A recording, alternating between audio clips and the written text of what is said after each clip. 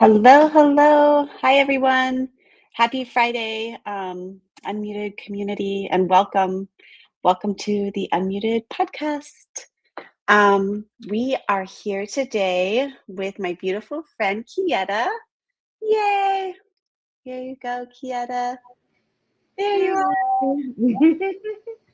are. And if it's your first time joining us, welcome.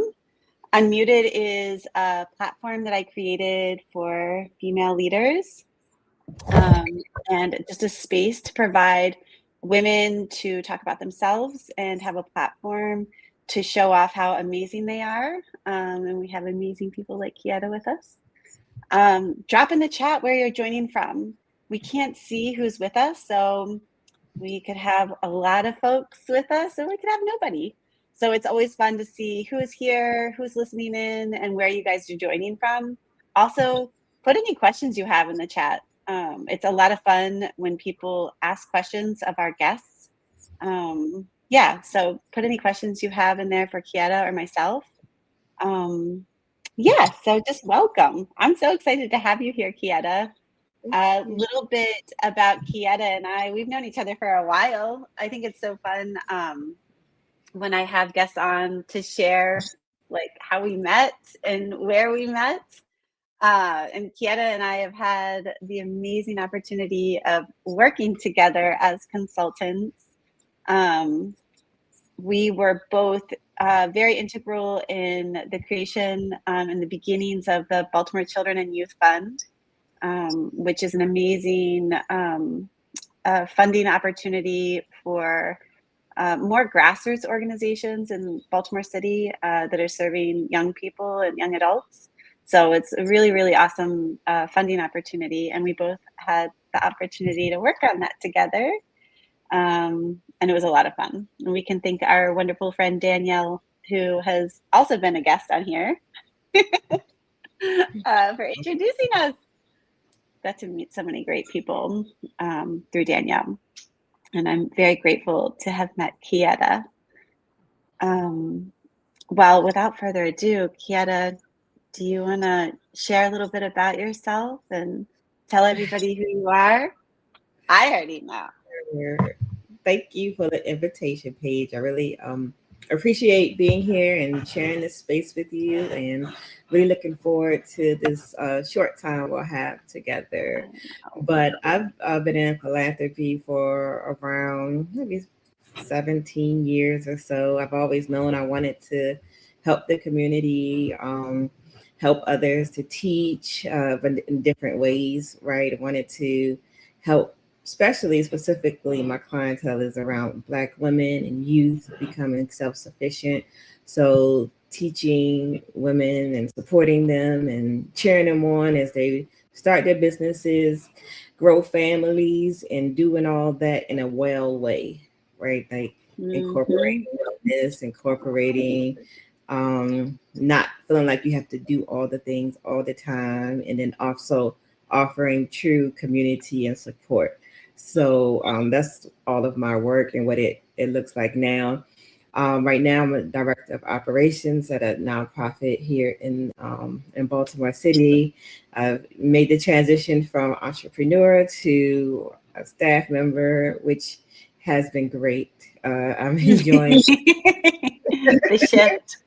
The shift has been what I needed to reset and to reinvigorate my love for philanthropy. So I'm really thankful for the place that I'm in right now. Yeah, it's a wonderful organization. Folks, if you're not familiar, you should check out Baltimore's Promise.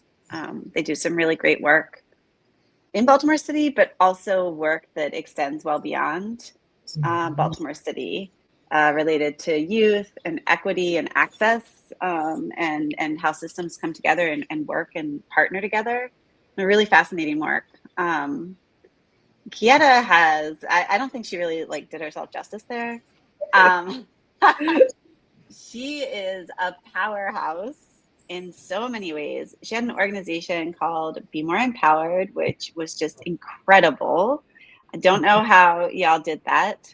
And the combining of like physical wellness, emotional wellness, like I don't know how else to say it, but like tactical, like logistical, like like I always think of you as like an operations and finance person. And you brought that to the space, all for young women. She has three amazing children who, like, your daughters, and of course your son, but I think of your daughters because of your work, with young women. Just they're incredible, and yeah, you are seeding like legacy beyond yourself and all of the work that you have done. And yeah, so she's incredible, really, is what I'm trying to say.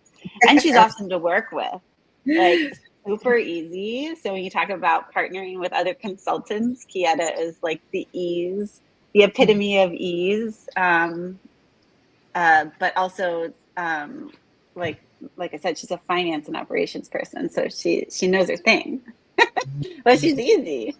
So it's always a lot of fun when we get to work together. If you're just joining us, drop in the chat who's here. Would love to see if folks are here listening in, and also if you have any questions for Kieta. We're about to dive into the questions I've been asking everybody. And I've been talking a ton this morning. I was at a networking event that I hosted this morning. I'm a part of a new network for the National Association of Women Business Owners, NAWBO. They have a beautiful Capital Region chapter, but they weren't doing there was no networking that was happening for women out in this whole side of the state, essentially. So I hosted a coffee this morning, and I was talking. So excuse me if my voice is a little raspy. Oh, Melissa's here. Melissa, you should totally know Kieta. Y'all would love each other. Kieta, Melissa is like an amazing collaborator person. She brings people together to actually do things together and to figure out how to do those things together. Yeah, she's really cool. Hey, Melissa. Well, Kieta, I have been asking everybody that's joined us the same three questions. It's a lot of fun to see people's responses. There's been a lot of similarities, also some differences, and it's really cool to see where women are at in their journey. And yeah, it's a lot of fun to see the themes that pop up across the conversations. So we'll dive right in. Our first question we've been asking all of our amazing female guests is, what is a mindset shift that you had at some point that really has shaped the way that you lead today?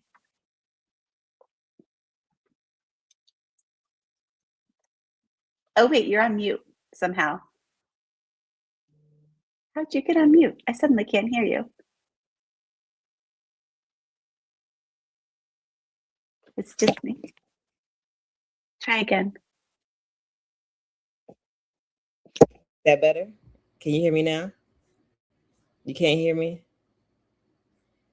Is that better? Can you hear me now? I can't hear you now. You can't hear me now? That's so weird. I didn't even do anything. Let me see. Oh, shoot. Now try. Oh, wait, now you're on mute. That better?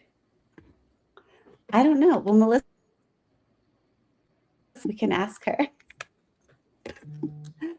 Can't hear me. I don't know why I cannot hear you. I can hear you. Maybe hop off and try rejoining again and see. Oh, okay. Somebody else said they can hear you. That they can hear me. Maybe me. Okay. Oh, I can suddenly hear you now. It must have been me. That is so weird. Yeah, we have thumbs up in the chat. Everybody can hear me. Yeah. Okay. So we have two people said they can hear you. It was just me, freak accident. Okay, please. That's okay. That's okay. I was just saying, commending you on the questions because they were very thought provoking, and I'm very interested in hearing how the other women were able to answer. But for the first one, discussing mindset shift and how it most shaped how I lead today. I was thinking of, philanthropy is always, how do I help this community, right? And how do I use my skills to help enlighten and to help and grow, this community of people. But lately, I've been thinking in the past, maybe even since Bmore Empowered was started, which was 2018. It began, how do I build what this community already knows it needs? So how do I use what they already have? How do I use what their subject matter expertise are, and then use that to help build on that, right, and help them to expose what they know to others. So it really makes a shift from like a charity mindset to a sovereignty mindset. It's just knowing that folks can show up as their true authentic self, and just knowing who they are and being able to express what they know without feeling like they have to fit into somebody else's box. So been a real proponent around showing up as your authentic self, being who you truly are, and for those things that you still need, getting that help and that advice and that support for that. But being confident in what you have. And these neighborhoods, these communities, these folks who we work with, they are confident in what they have, and they can teach us as well, for sure. Yeah. I, you know, I learned that so much from working with you and working with Danielle and Kanav and Rashida. And I'm so grateful that my orientation to the work that we do was through that lens.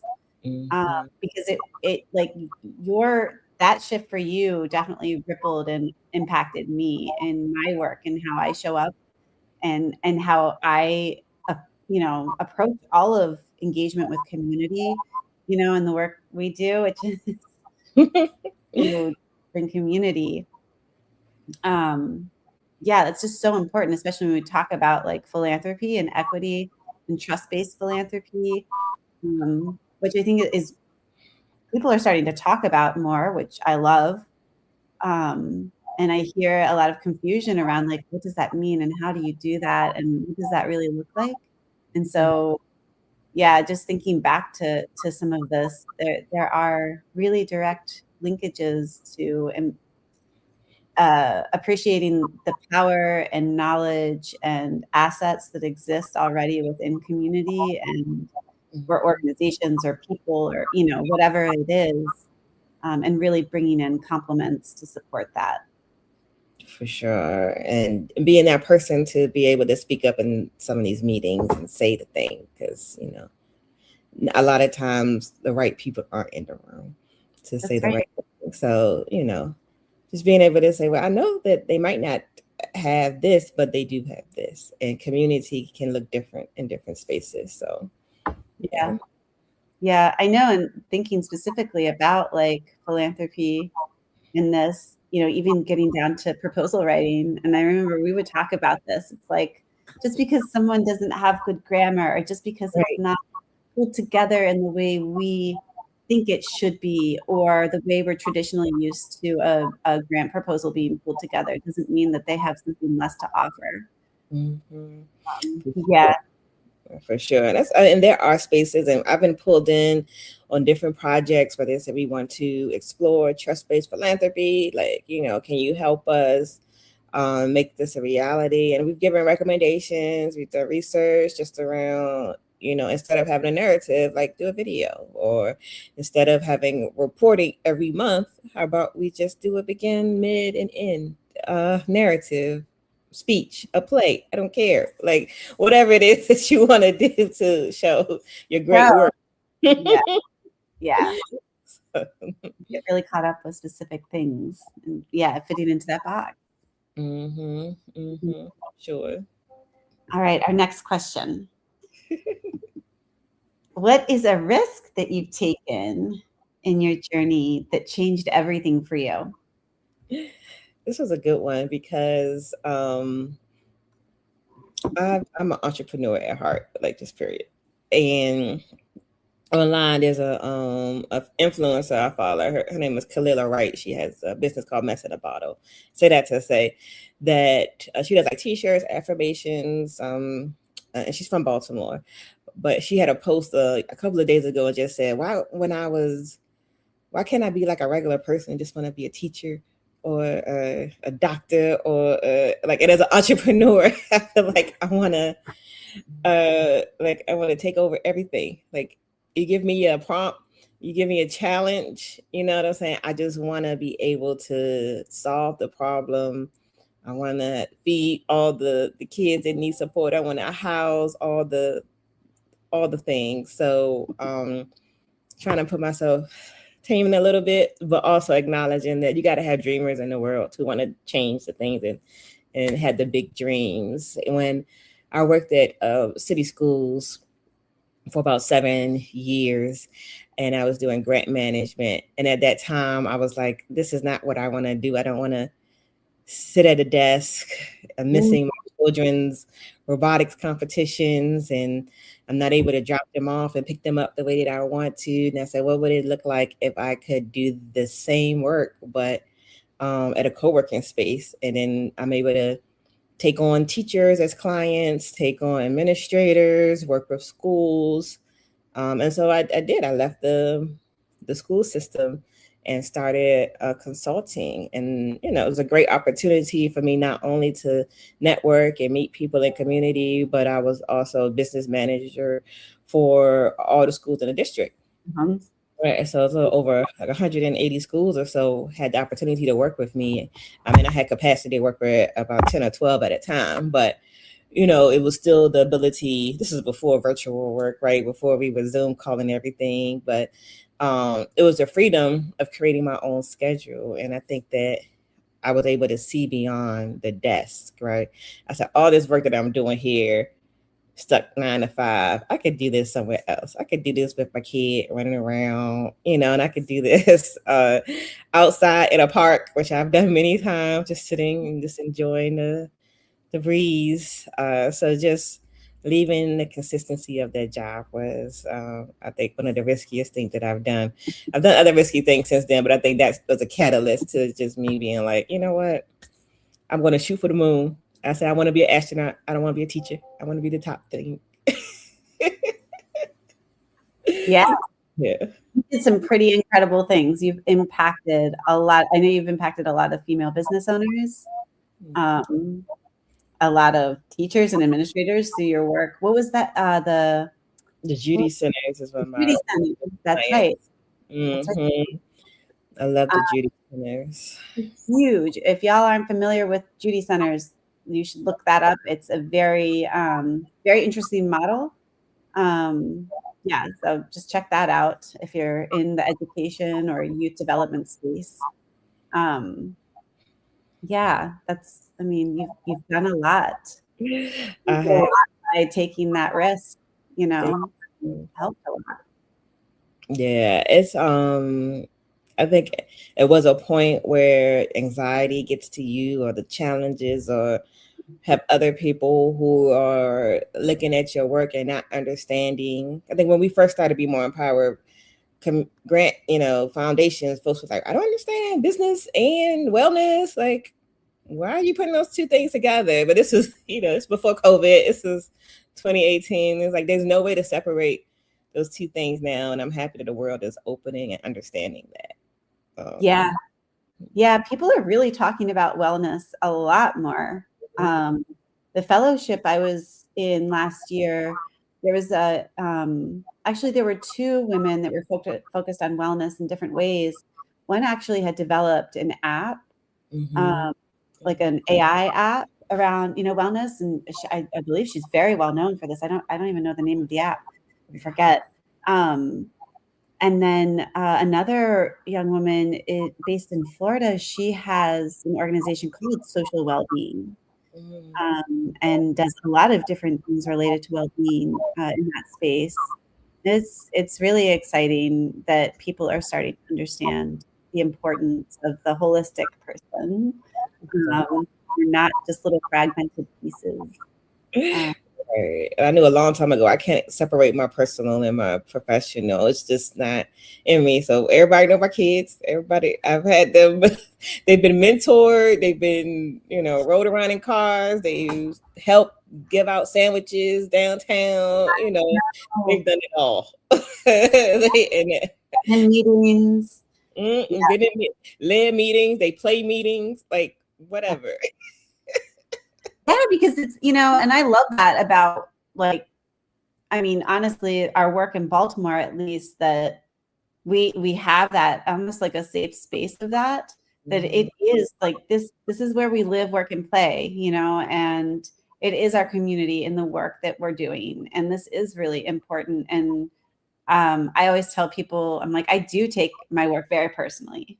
Yeah. And it's not because I own a business, but it's because of the work, that risk you took, jumping out and wanting to be in your community, doing that, like, it's just, yeah, it means something to people doing this work. And that means our families are a part of it too.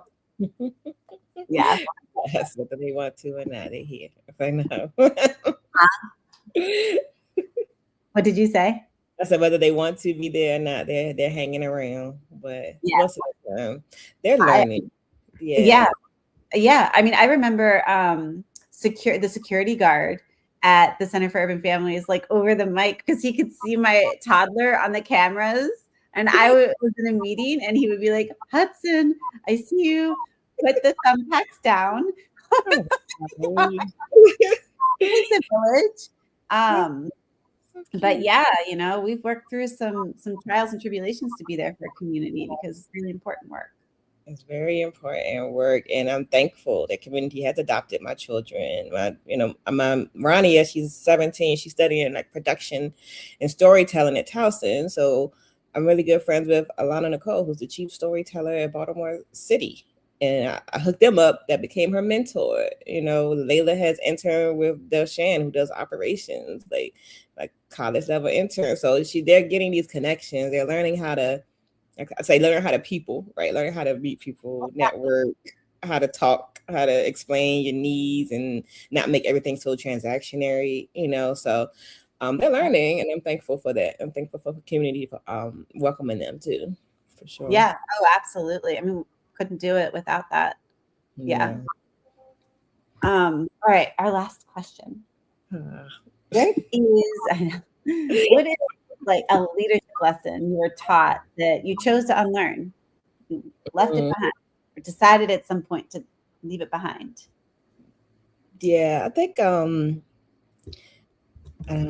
my personality is very calm, very easygoing, very peaceful. So I always, in the beginning, believed that the best leader kept the peace, right?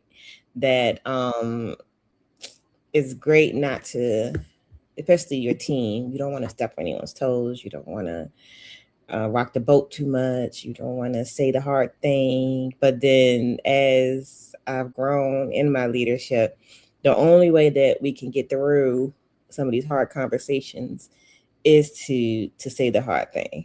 And yes, initially it's going to be challenging. It's going to be difficult. It's going to inquire like some other skills, some other people's skills that we have. But keeping the peace is not the way to make progress.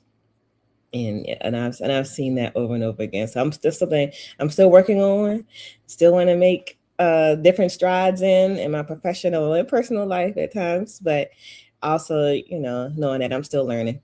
For sure. I mean, we all are and should be, right? Mm-hmm. I mean, that's scary. Yeah.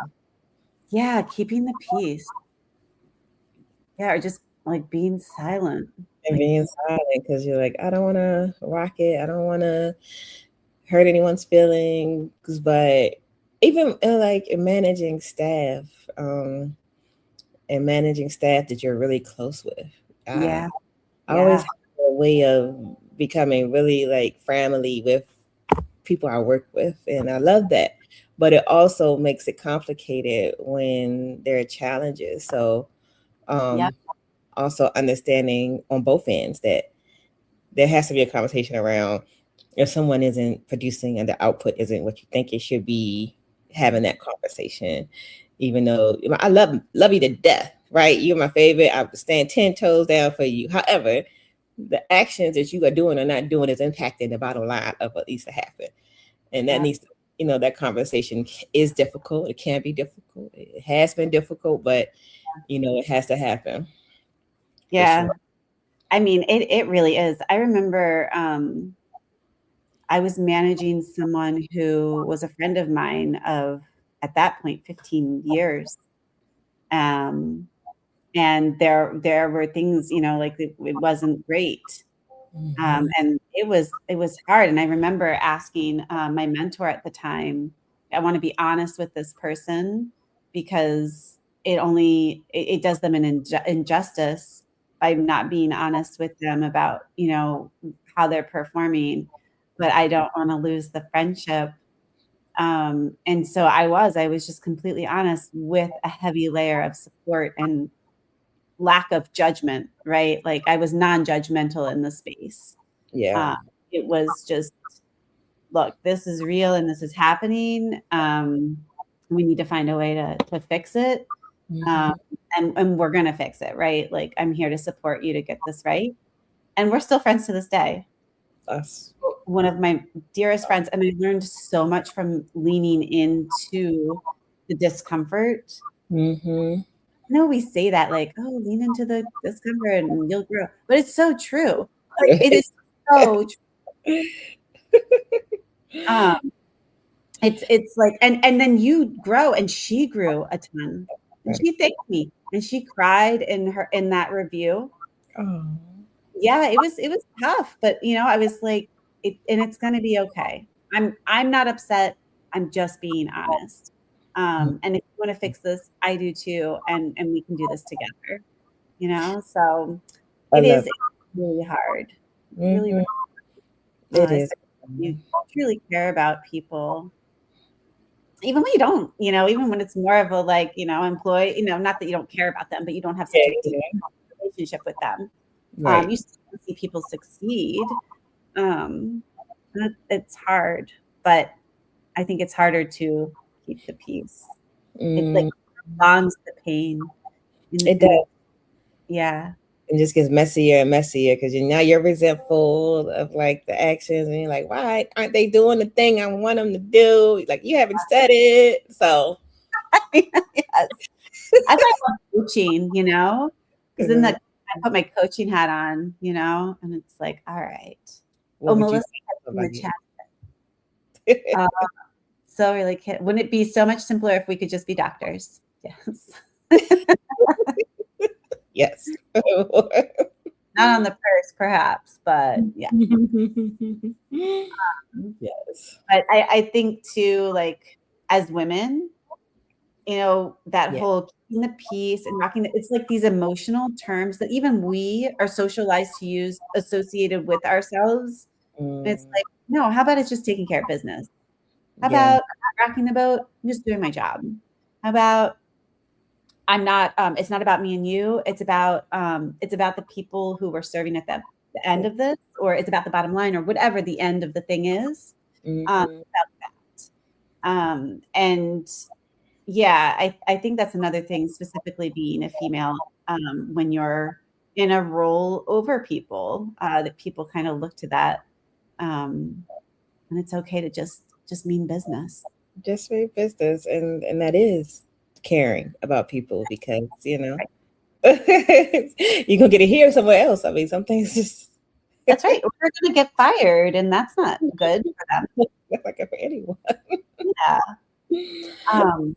We are at our 30 minutes. I can't believe it's already been that's crazy fast. But I'm so happy for folks that joined us, and Melissa and Charles, thanks for jumping in the chat, and thanks for helping out with our tech issues that were only my tech issues. Well, as you get to know me, folks, you'll get to learn that Paige is really bad at tech stuff. So no surprise that happened. That's so funny. Join us in 2 weeks for another Unmuted at the same time, 12 p.m. Eastern Time, 30 minutes of amazing chats with amazing women.